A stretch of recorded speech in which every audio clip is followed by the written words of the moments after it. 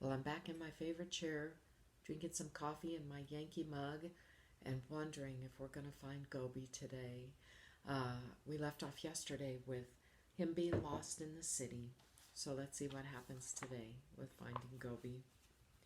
2 or 3 miles, Dion shook his head. He and Gobi had run more than 70 miles together in a matter of days. How did they know she hadn't done the same here? She could be anywhere or even outside the city by now.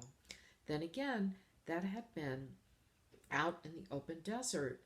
Urumqi was nothing like that. Dion hadn't spent much time in the city, but it had certainly seemed really crowded to him. Maybe Kiki's friend was right. He was an expert, after all. Then Kiki continued, "We know someone in the city, a lady named Lu Zin. My friend had helped her with the search when her own dog went missing. He's already spoken to her, and she said she'd be happy to help. She's even willing to head up the search. She's never led a search party before, but does she know the city?" Wow, Dion managed. That's amazing. Kiki, thank you so much. He meant it too. He hadn't known what to do at all. She had given him a place to start and specific things to do, but more importantly, she had found people to help them in the search for Gobi. The fact that these people, half a world away, whom Dion had never even met, would be willing to help like this was absolutely incredible. Dion knew he was very lucky. One thing that wasn't so great, though, was the post Dion had to put up the next day. He had to put this off. He had put this off as long as he could. All those people who had pledged money had a right to know what was going on. So he wrote, "Yesterday we received a phone call that Gobi has been missing in Urumqi, China, for a number of days, and she still has not been found. We are simply devastated and shocked to hear that she is now on the streets of the city and that our plans to get her to the UK are up in the air. It has literally been the worst 24 hours, and I know that my pain and grief will be shared by all of you. Please understand Gobi was well cared for and looked after, and that this has just been an unfortunate incident. Today, the below information and reward has been released on the Chinese WeChat. The Urumqi Animal Shelter has also kindly assisted in providing a group looking for Gobi, and we are also organizing to employ locals to look for Gobi across the streets and parks of the city. If anyone can provide any information to Gobi's whereabouts, please contact us as soon as possible. We hope and pray that Gobi can be found safe soon, and we will keep you up to date with any progress. Just like to say we are so appreciative of all the funding and support provided to Gobi so far. I can confirm there are still 33 days to go on the crowdfunding page, and if Gobi is not found during this time, then no money will be taken from the pledges. Sincerely, Dion." His phone started to chime almost immediately as people responded, but Dion couldn't bring himself to look just yet. Writing that post had felt like learning about Gobi's disappearance all over again. He wanted to hope for the best, but he knew the chances were slim. After all, Kiki had told him that Lu Zin's dog, the one Kiki's friend had helped her search for, had never been found. Dion tried to concentrate on his work but couldn't. All he could think about was Gobi. Where was the little dog now? Was she okay? Was she still in the city or out in the countryside somewhere? Had someone found her and taken her? Or was she on the streets? Was she looking for him? A lot of people on the crowdfunding site thought so. He had finally read all the replies to his post, and all of them were sympathetic. People all over the world said how sorry they were and how sad it was, and that they hoped Gobi would be found soon. Some of them were angry that Gobi had disappeared when she was supposed to be in care in Urumqi. Um, no one was angry at Dion, but he knew that it was still his responsibility. He was the one who had decided to bring Gobi back to Edinburgh. There were some messages about how they thought maybe Gobi hadn't actually escaped, but had been dog-napped. Dion remembered his own question about what had happened and Kiki's concerns, but there was no way to know about that. Others, though, thought that Dion needed to go back and look for Gobi himself. They wrote that his bond with her would help him find her and would let her find him too. And the more Dion thought and worried, the more he started to wonder if that might be true. Finally, he couldn't take it anymore. It wasn't that he thought he had magic powers to find Gobi. He wasn't that foolish, and he knew that having locals who knew the area and spoke the language looking for her was better than him stumbling around lost. But as he said to Lukcha, if I don't go and we never find her, I don't think I'll ever be able to live with myself. He knew it was crazy to think that he could find the little dog himself, but he had to try. He had to do everything he could for Gobi. That's what you did for family. As always, Lucia gave him her full support. You should go, she agreed. She poked him in the side. It's not like you're doing any good moping around here, she teased. Next, Dion went to his boss. He was worried about asking for even more time off, but it turned out that his boss had been following the story as well. Just go, find the dog, sort it out, take whatever time you need.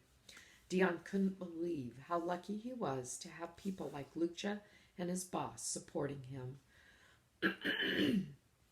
He was even more astounded because he and Lucia had decided that they couldn't use the money from the initial crowdfunding for this search.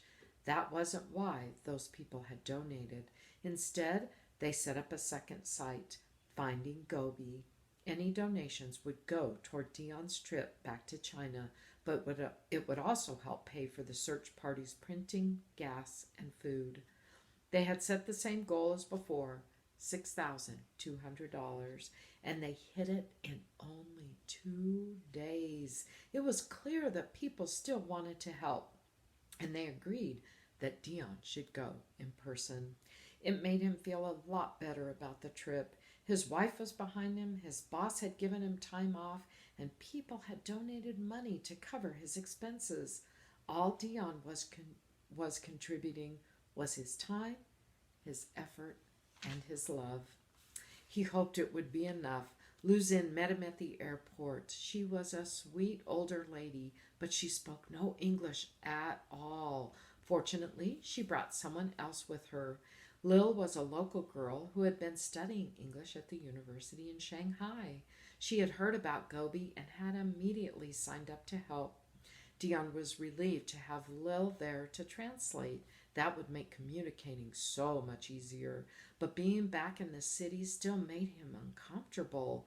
It wasn't just the city that was crowded. It also felt dangerous. Just that soldiers were everywhere, and so were security cameras. That was because the native Uyghur sometimes fought with the Han Chinese who had moved there. At times it turned violent. The two groups even set their clocks differently. Chairman Mao had the clocks in every region set to the same time as Beijing, Lil explained. But the Uyghur resisted. That was 60 years ago, and they still set their clocks 2 hours behind. When Han Chinese wake up to start work, Uyghur are still asleep. We're like two different families living in the same house. Dion didn't envy her. It had to be stressful knowing that your city had two sides and both had argued before. Dion had hoped to go to his hotel and take a quick nap at least. He hadn't slept all the long flight over, but Lu Xin had other plans. She wants you to meet the team, Lil explained. They spend the afternoon looking on the streets around where Gobi went missing and handing out posters. We'll take you to the hotel later. He was tired, but Dion knew he couldn't argue with that. These people were giving their own time and energy to help look for a dog none of them had ever met. All right, let's do it, he said. The search team averaged from 20 to 50 people depending on the day. Most all of them were women. They ranged from Mei Lin, a glamorous hairdresser whose own poodle had blue ears and a summer skirt, to a woman Dion nicknamed the doctor because of her white lab coat. The doctor smiled all the time and carried dog treats in her pocket. She was very nice and very enthusiastic, but she seemed to think every stray dog they saw was Gobi, and there were a lot of stray dogs in the city. Stray dogs are a problem in China, Lu Xin explained through Lil. They roam the streets. We want to look after them. We need to show people that they don't have to be scared. The problem was that the Uyghur thought that most dogs were unclean. They would never accept the idea of having a dog for a pet. But now Dion was confused. Nurali was a Uyghur and he had found out during the race. He hadn't known what that meant. Do you think that Nurali would have looked after Gobi well? He asked. Lu Xin said, we think Gobi might have gone missing before Nurali thinks he did, she finally answered. We think Gobi may have escaped earlier. Lu Xin shrugged. Maybe 1 week, Lil translated for her.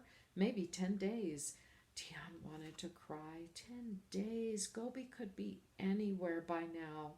But all he could do was keep looking. He had come this far, and he wasn't going to give up now.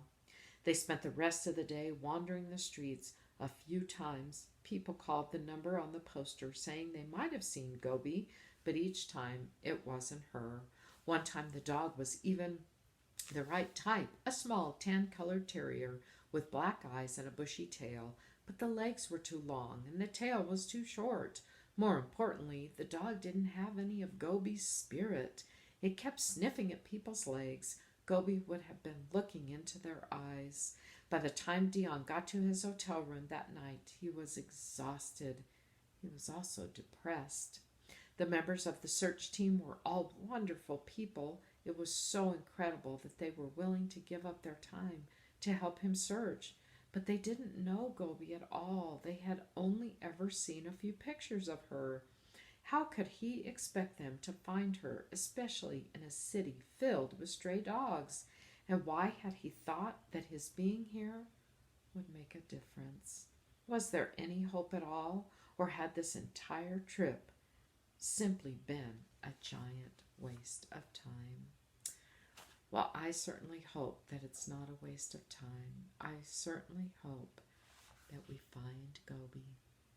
I'll see you tomorrow.